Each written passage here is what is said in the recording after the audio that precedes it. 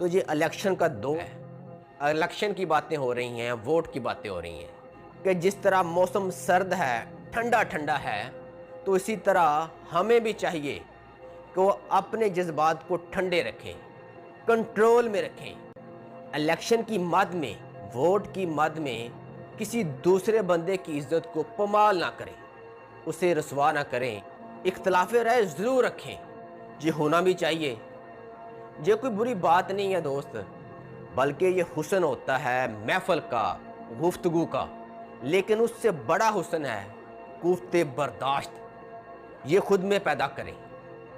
ऐसा सब दोस्त उस वक़्त होगा जब आपकी सोच, आपकी फ़िक्र पॉजिटिव होगी, मुस्बत होगी। गलत होना दोस्त कोई गलती नहीं है, ये हर इंसान से हो जाता है, कोई बुराई नहीं है। लेकिन आपकी नीयत का